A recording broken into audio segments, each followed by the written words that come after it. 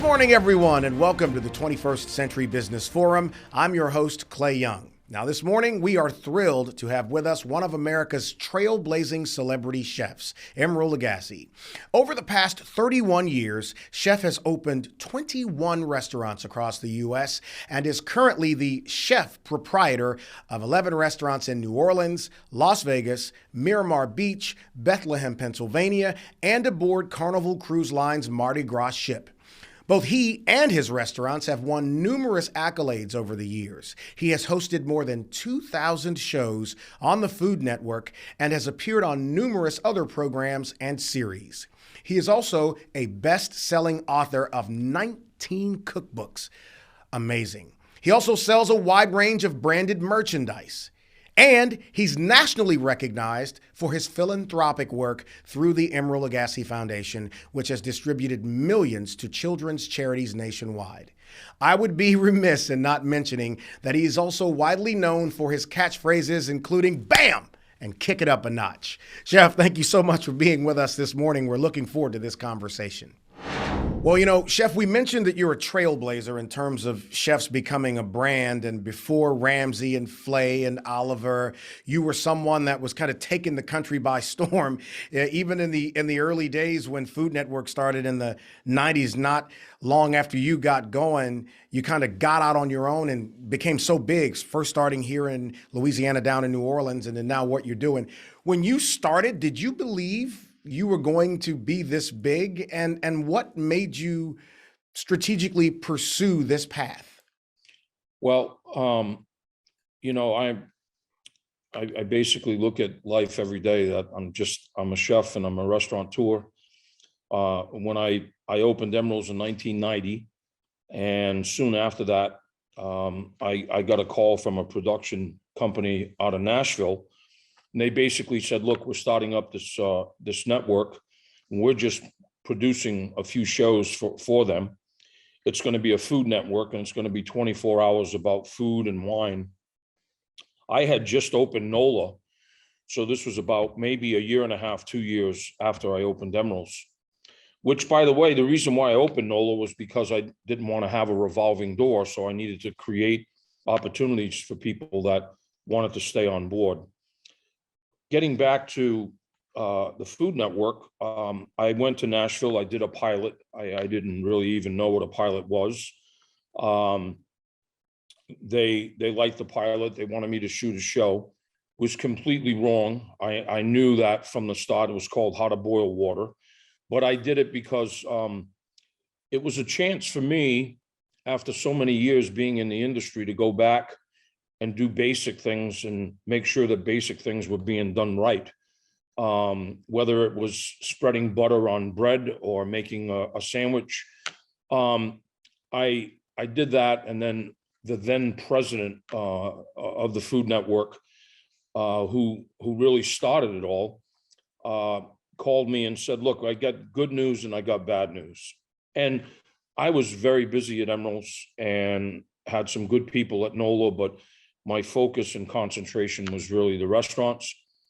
Never really thought I would do television full time. And he said, well, you're a really good chef and you should really consider doing more TV, but you're a lousy television host, so you're really fired from How to Boil Water. My first reaction was, thank God, because I really didn't want to do this show, although I did it. I did another show. It was not right. Maybe a show after that. And then finally, he called me to New York and his team, and I went to New York and visited. And he said, look, you really should do television because you're a really good cook, and you could teach people, if you're taught the right way, how to teach people how to cook. So he said, what would you like to do? And so after 48 hours or so of kicking things back and forth with his team and myself, it was evident that we should create a show called Essence of Emeril, just that. So I did a lot of seasons, almost, I guess, 11 seasons of Essence of Emeril, close to 12 seasons.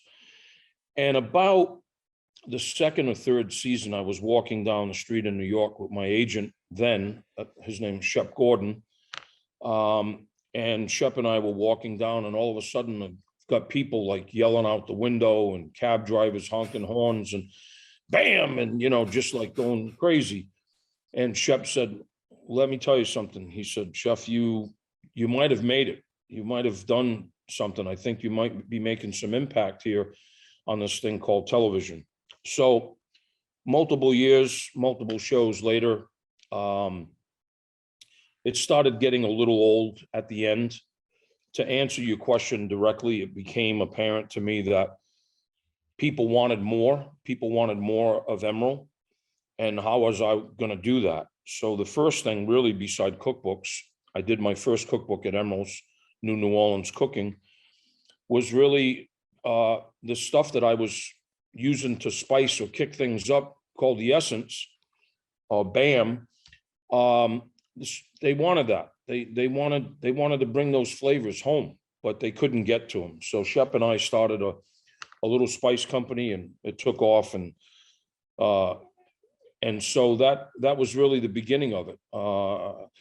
But my focus always was the restaurants. I had put myself in a very tough schedule situation because of the restaurants. So we were closed on Sunday and Monday. So Saturday night after service, I'd go home, get a couple of hours sleep, jump on the first airplane Sunday morning, get off the airplane, shoot 4 shows Sunday afternoon, come in Monday, shoot 8 shows. Wow. And Tuesday morning, shoot 4 shows, and then head back to New Orleans and go right back into the restaurants. When did you have time to cook or sleep? Yeah, not much sleep. A lot of cooking, but not much sleep. I want to ask a question based upon what you said a second ago, Chef, when you were walking in New York with your agent and people are recognizing you and reacting. So a couple things in there to unpack. That's the #1 media market in the world. So when the people in that town recognize you, it's special because they're so sophisticated as it relates to big brands and seeing celebrities. So what did that feel like? And what did you think about it when your agent was saying to you, Chef, I mean, you might have done something here, because clearly this was at the beginning. What'd you think about that? Well, I thought, look, I have to really live up to expectations, because there's expectations not only in the restaurant, but there's expectations now as far as this host that's teaching people or trying to teach people how to cook. And my approach from the beginning was always never to intimidate people about cooking or about shopping or about wine or food and wine pairing, whatever. It was really to entice them to do it at home. At the time, home cooking was very stagnant, except for grandma and maybe Aunt Judy, and not so much in New Orleans, because in New Orleans, we cook all the time, and families cook all the time and share and eat, and friends and all the different celebrations that we have. So I wasn't basing it just on New Orleans. I was basing it on my experience from New Orleans and my experience about, okay, well, if I'm going to do this, I have to do it right. I'm creating it, so it has to be right, because now this thing just started called the internet. And so things wanted to be put on the internet, so they had to be correct. And so as that began, the market base began to broaden, because they wanted more than just spice, and they wanted more than just cookbooks. They wanted something else. What's those pans that you're using? Why are they so special? And what's that spoon, that wooden spoon that you're using, and that towel you got thrown over your shoulder? And where can I get that? Because at the time, you couldn't just go down to Bed Bath & Beyond or Macy's or whatever and just get that stuff. So thoroughly, I thought about, okay, again, if I'm going to expand this and give people more of what they're asking for, then I have to do it right. So in conjunction with Shep, I also brought on another agent from the William Morris agency, and he was very, very experienced. He's been in the business for a long time. Not so much that he knew about creating or setting up a brand, but he had a lot of influence in America because of, how prominent he was. So the first thing basically that we discussed was, if we're going to do this with someone, we have to do it with the right people, and we have to do it with the best people. We have to be aligned with the best people, so that if somebody does go to the store or goes on the internet or comes to the restaurant or home base and buys a pan, a saute pan, it can't just fall apart like in 3 days or 3 weeks. It really has to be great product. And so that was the approach. I went and sought the best. I had All Clad as my cookware maker at the time. I had Wusthof as my cutlery maker at the time, two of the very best in the world. But I was also very, very involved with creating that. It wasn't just putting, today, a lot of these guys and gals, without mentioning names, they're just putting their name on stuff that they don't even know what it feels like, what the weight is, how it's going to cook, how it's going to last. It's just about, I don't know what it is. Maybe it's ego, maybe it's money. I don't know. For me, I learned a long time ago when I worked for Ella Brennan at Commander's Palace that it's best to leave your ego at home if you want to be successful, and concentrate and focus on what you're doing and do it right. And that way people will understand that, particularly when you're on the presence of television. You can only fake people for so long. You can only be not real for so long before people say, who is this clown? Who's this joker? What is he trying to do? What's he trying to sell me this crap for? I'm not falling for this. And so I was true to my craft always, as still am today. I'm in the kitchen every day today. I'm just had the pleasure about 5 months ago reopening Emeril's for the first time since the pandemic. It allowed me to, during the pandemic, to really think again about, what am I doing? What am I doing this for? And who am I doing this for? And why am I doing this? And so, I decided reopening Emeril's that I just turned it completely upside down. After 32 years, it's completely upside down. It's a complete different restaurant. It's refined. It's truly fine dining, more than what it was before. And it's because, I just realized that, maybe it's time that I go back to cooking for me. And if I'm happy with what I'm cooking, then I think my guests will be happy. I love that. I love that answer. When you were at Commander's Palace, you had to work hard to, break through the straitjacket of New Orleans cooking. When you hire chefs, the people who are all part of your team, is that something you expect from them? And how do you keep them on point? Well, I don't ask them, first of all, to do anything that I wouldn't do. Number two,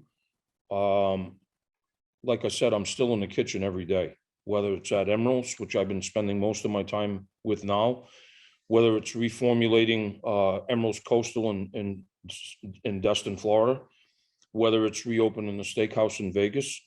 It's a very hands-on thing. Getting back to the question that you asked about chefs, I think the first thing that we try to do is we try to Emerilize them as much as possible. So we're not using customers as guinea pigs. We're not putting blueberry jam on lobster and crazy things and crazy combinations like that. It has to be real. It has to have soul. It has to have heart, and it has to be right. It has to be technically right as well. Example being, just before the pandemic, I went and hired one of the creative directors at Le Bernardin in New York, because I knew that my vision was I was going to refocus and re-energize Emeril's completely. And so I have really good people. I have David Slater. I have a great team. My son now is beginning to be in the industry as well. Long story short, David and I and the team just decided, look, we're going to invest in this creative director because this guy, that's what he does. We meet and he goes and creates and comes back and says, what do you think? And we critique and we fine tune and make tweaks before the customer even sees it. So this is a process that's happening at Emeril's in a very big way, but it's a process that happens in all the restaurants. The chefs know that we're not using our customers as guinea pigs, that they have to be true to their stance. Quality is everything. If you have quality ingredients, which I've worked hard at for 40 years here in New Orleans, then you can have great cuisine. It doesn't have to so much be expensive, although these days it's out of control. Yeah. But you know, you can buy a fresh piece of local flounder that's just as good as a turbo that's coming from France. So it's just a way of then treating it, and then a way of technically how you're cooking it before you're serving it to the guest to make it and be sure that it's super delicious. So let's talk a little bit about you as an executive and some of the ways that you go about leading your team. Obviously, you just said as it relates to your chefs in the kitchen, you emerilize them so they're not using your customers as guinea pigs that they know. But what about other members of this empire that you built? What is the process of getting them behind your vision and the mission of what Emeril's is? Well, there are standards that have been set. There's some standards that are manualized, a lot of standards that are manualized, that there's no compromise. So, you know, whether you're a busboy or a dishwasher, there's no compromising the level and quality of where we want to be. So that's number one. Number two, as I said earlier, I don't ask anybody to do anything that I wouldn't do.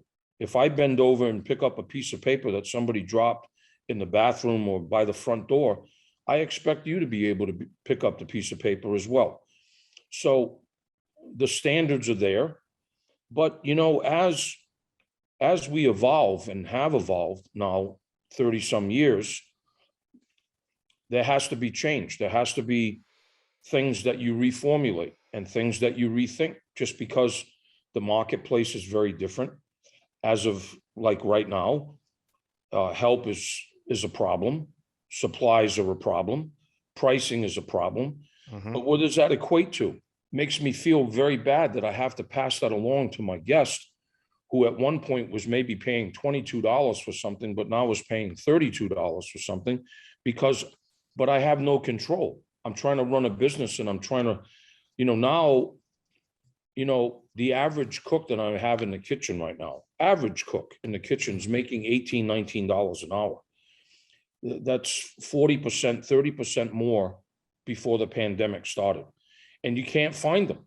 So the demand is not there, but the demand for high wages, high standards, et cetera, is there.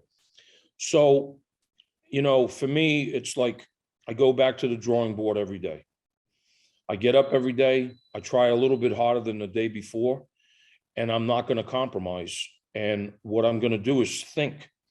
I once spent, I did a show a few years ago called Eat the World with Emeril Lagasse on Amazon Prime, won 5 Emmy Awards. Wow, okay, great. Doesn't mean that I was going to get another season, right? No matter how good it is, it just made me realize that, no matter how good it is and no matter what the prize is, you got to keep getting better all the time. And so now I'm being pushed by my son, who is just graduated from culinary school, college, has been grown up in the business. He worked 2 summers at Le Bernardin, a summer at Danielle. As a matter of fact, today, of all days, talking with you, he's on his way to Europe, and he's moving to Europe for 3 months to work there. He's going to work in London first, then he's going to work in Portugal, and then he's going to work in France. But this is something that he's doing, not that I'm pushing him to do. But what he's pushing me to do is I got to get my shit together, because he's right behind me, pushing me all the way to the next base.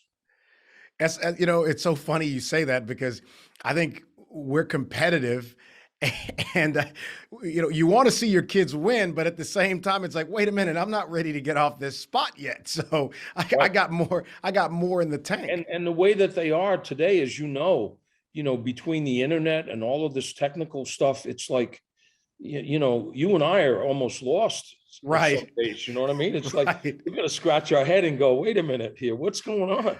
Look, it's funny with my son who's at LSU right now, chef, and we'll sit and talk about things that relate to marketing and social, and I'll sit across and he's explaining something to me about analytics and all these things, and in the back of my mind, I'm like, who's this person?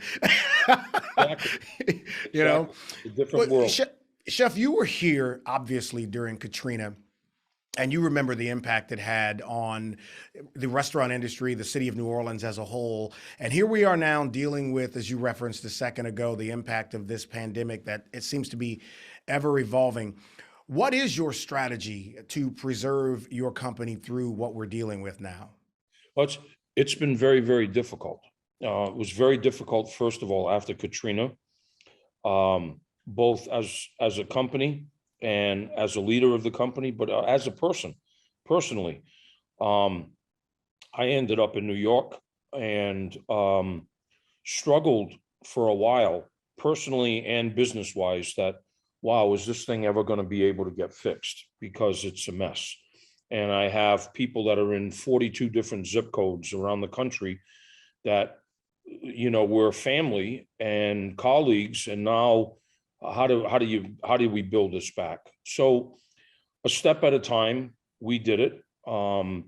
I think New Orleans and Louisiana, for that matter, are very resilient. I think that we're very resilient people, and that I don't know if it's the humidity or what bounces off of our skin, but we're very Right. resilient to helping each other and wanting to help each other united, whether it's about serving a meal or about getting a ride from somebody in a car.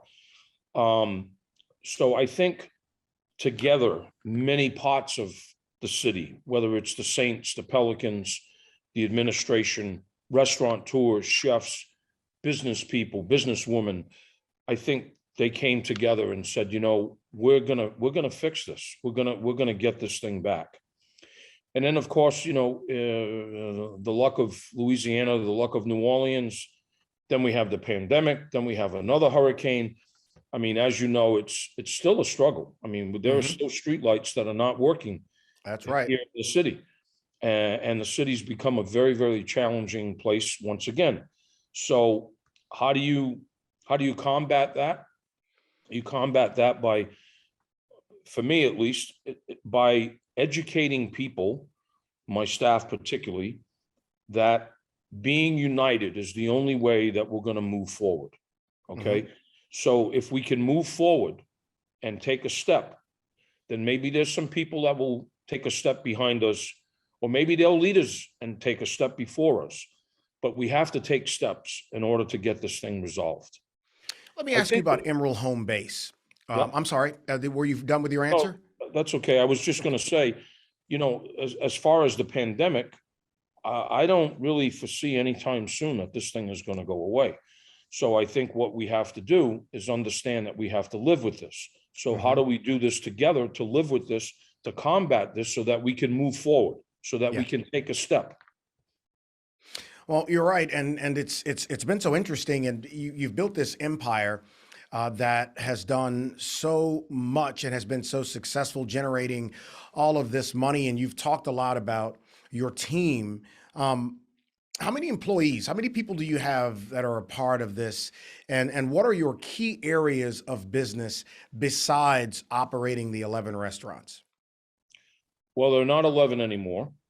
First of all, at one point there were close to 1,500 employees.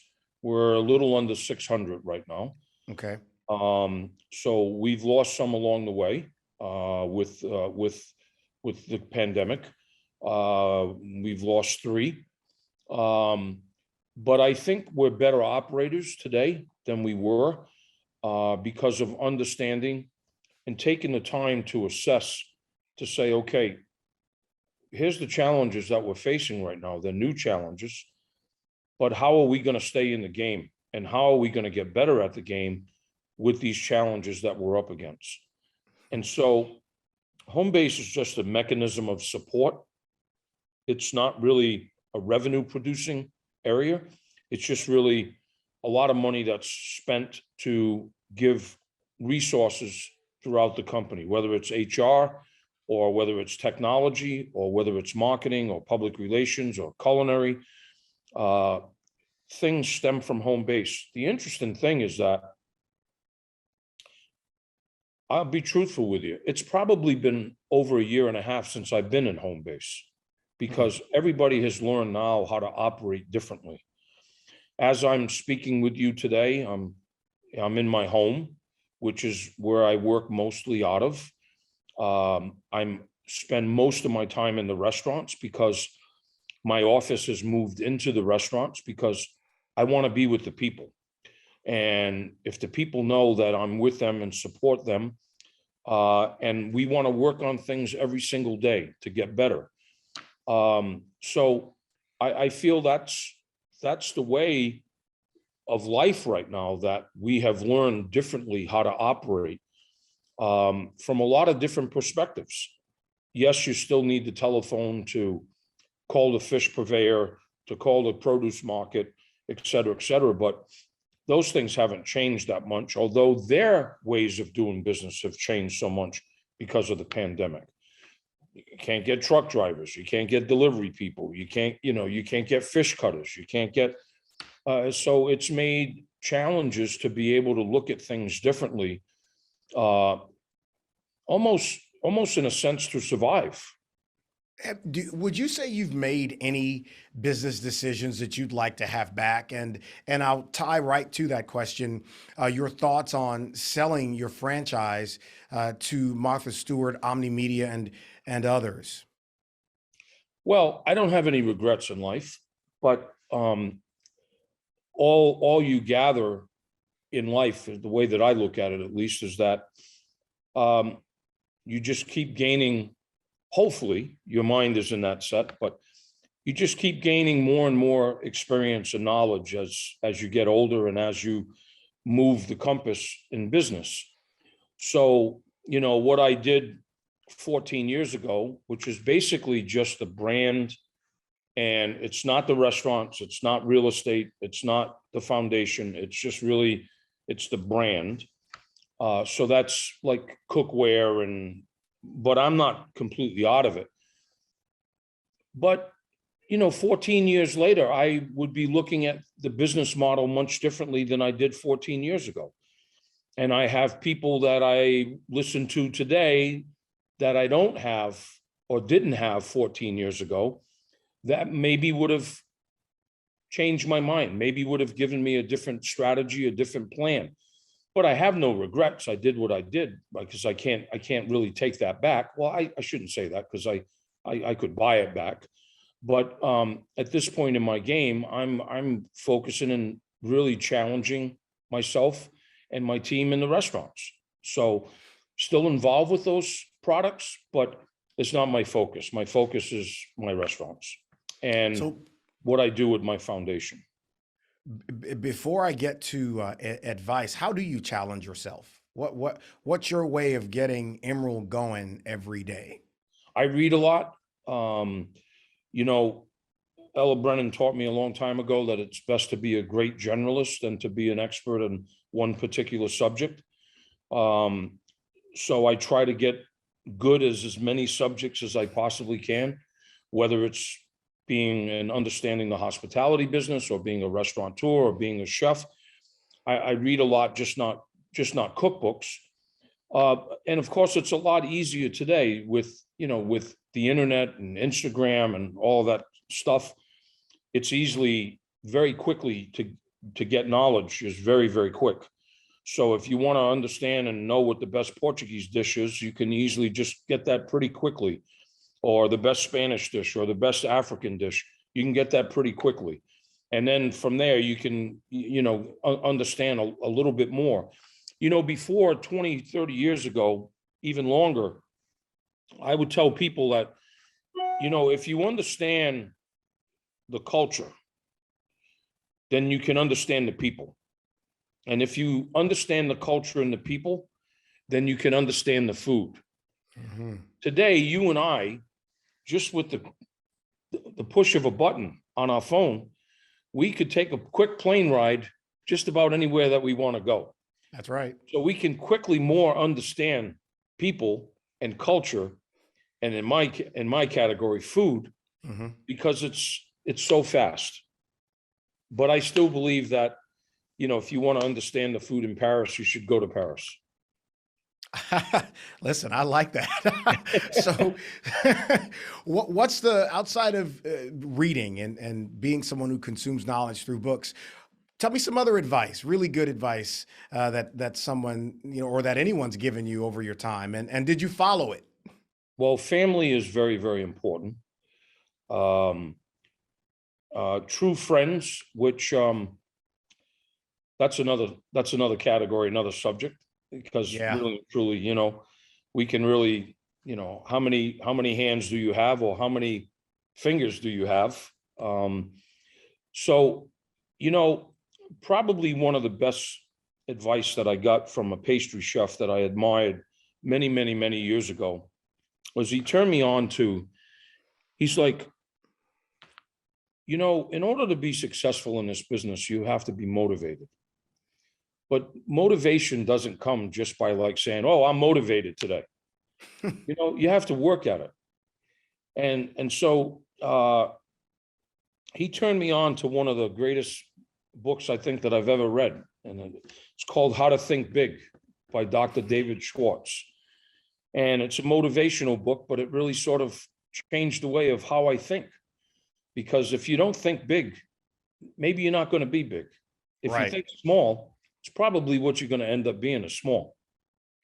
Chef Les Brown has a saying that it tickled me the first time I heard it, but he's so spot on. He says the problem with most people is that they don't aim too high and miss; they aim too low and hit. Yeah. And No, that's a thing, right? you're right. I once had the pleasure, when I was doing that show, Eat the World, I had the pleasure of being in Spain with Jose Andres. But one of the days that we spent in Barcelona was with Ferran Adrian, who's considered probably the best chef in the world, or at one point was the best chef in the world. An amazing human being. And I went to his laboratory with Jose, and my Spanish is poor and his English was worse. But we were able, just because of the camaraderie of the kitchen, we were able to communicate extremely well. And I'll never forget what he said, which is something that I pass on to my young cooks particularly. And that is that, you know what? Sometimes we don't think enough. Sometimes we just let repetition take over. Rather than thinking about how to make it better, or how to make it even tastier, or how to make it more efficient, or how to make it more cost efficient, we don't think enough. And we allow repetition to set in, which then creates mediocrity. And it was a really great lesson that I got from Ferran, because when I thought about it and analyzed it, and particularly in my business and my restaurants, it was just that. There's a repetition that comes, even though that we're in the people industry, because it changes every day, because I can't control how people act or react, or how they think, or what kind of mood they're going to be in. People are very interesting every day. It's a different element. So I go in to my restaurant saying, okay, we have to look open-minded that today is a different element.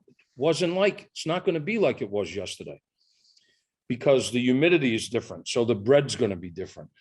The temperature is different. So the texture of the butter is going to be different. Mm-hmm. So the bread service is going to be different. And Johnny, you're not in a very good mood today. You're not very motivated because you fought with your wife or your girlfriend, which I can't control that either. So it's interesting to me that you go about it, that we're in this people industry, but how much can you and I really control? Yeah, not much. Before we get out of here, because I could sit and talk to you for hours. Being philanthropic, I know, is important to you. I know it's a big part of who you are. And I remember in 2013, the James Beard Foundation named you Humanitarian of the Year. When did you decide you didn't just want to be a businessman? You didn't just want to run a business, but you also wanted to be actively involved in charity work?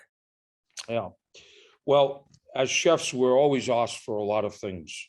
Uh, we're asked to do a lot of special dinners and donations and charity events, et cetera, to help people. So we've always done that along the road. It's just been the course since I've been at Commander's Palace. I had a really good mentor, and I'm not name dropping here, but I had a really good mentor that we became really good friends, and I became on his board for 10 years by the name of Emeril Lagasse. And Andre started a school in Las Vegas from scratch. And I watched him, and I watched how he made this whole thing happen with people, with gifts, with donations, but never losing focus of children and what that meant to him being a Las Vegas resident, to build a school in Las Vegas for unprivileged, maybe children that not from a, not so good of a situation. And I learned that, and I watched Andre for 10, 12 years do this. And I finally said to my wife, Alden, I said, you know what? Maybe it's time that we do this in a big way. Instead of just like donating gumbo for 100 people down the street for so-and-so or whatever, maybe we need to do this for a big way. And I'm all about unprivileged children. Yep. And people coming from a not so good circumstance. And so it's been several years now. We've granted over $19 million, mostly in the city of New Orleans, greater part of Louisiana, the Gulf Coast, Las Vegas, the Panhandle. And we've built schools, we've helped military bases, we've built, the culinary program here at NOCA, we built that. Cafe Reconcile. I could go on and on. Liberty's Kitchen, I could go on and on. The feeling to see a child go into a garden and understand what an eggplant is, or understand that an orange doesn't come from a cotton, it comes from a tree. That's a big deal for me. And so I'm not only trying to financially help, but I'm also trying to help humanity. And I'm trying to help these children understand life a little bit more than maybe they won't.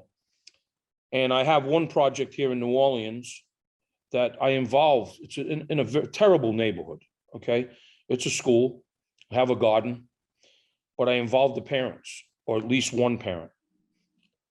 Because if they're supportive of what we're doing and understanding what we're doing at that particular schoolyard, which is embracing and encountering a better experience in the lunch program at that school, if they understand it, then they're going to understand it, how they can make it better at home. Doesn't matter about how much money or how not much money you have. It's really about caring and about from here. And so that's kind of the big mission of what, I'm trying to do. My wife and I are trying to do. And I have to tell you, mostly it's working. We've impacted a lot of children. We've impacted a lot of people. We have another school that we built in Orlando that's doing the same thing. Sort of my legacy project right now is building more of these schoolyards, these garden schoolyards, to just get children more involved and understand. Because if they understand that, then they understand a lot of other things. They understand math, they understand nutrition, they understand to try to read more, and it just makes it a better place. Oh man, just wonderful. And New Orleans, like so many cities around the country, it has gone through so much, and the resilience of not just New Orleans, but the state of Louisiana has been amazing. I want to ask you a two-part question, Chef, and this is great. I'm curious about one, but absolutely fascinated about the other. So here we go. What is your favorite dish to consume, and what's your favorite dish to cook? Yeah, both very hard questions for me. I'll tell you why. My philosophy is really being inspired by the season. So that dish could change in the winter versus the summer. That dish could change when crawfish season is happening or when snapper season is happening in the Gulf. There's nothing better than a simple home-cooked roast chicken. Oh, okay. Okay. Okay. Now we're talking. Now, what about your favorite thing to cook? That's the one to have, or what do you enjoy making the most? Well, that changes every day too, because I'm always dreaming and thinking about food. Yeah. So, when I finish with you, and probably will have about 30 minutes with my family, Hmm. and then I head to the restaurant, the first thing is going to be like, okay, I'm going to taste the kitchen. How are we going to make it better? What are we working on for tonight? Is the jelly perfect for the crudo? Is the garnish perfect for the crudo? So it's a process. Well, I'm looking forward to at some point when I'm down in New Orleans, hopefully catching you at the restaurant and being able to pick this conversation up again. That'd be great. It's been amazing. We've got C-suite executives and people trying to climb into various industries across the country watching this. So for someone who is aspiring to be the quote unquote Emeril of their industry or profession, what is a piece of advice that you would share with them? Well, I think you have to have a mentor, at least one. I think that you have to be true to yourself. So, don't do it half-ass. Whether you're going to be a carpenter, or you're going to be a chef, or you're going to be a lawyer, try to learn from the best. Try to really understand what you're doing, and work hard at it every day to get better. Chef, thank you so much for taking the time to be with us, man. This has been great. Hopefully you've enjoyed it as much as I have. Absolutely. Great chatting with you, and great seeing you guys. I'd also like to thank all of you, our guests, for joining me this morning, and thank you to our sponsors for making this episode possible. Now join us next month when our guest will be advertising guru and millennial whisperer, Chris Tuff. See you then.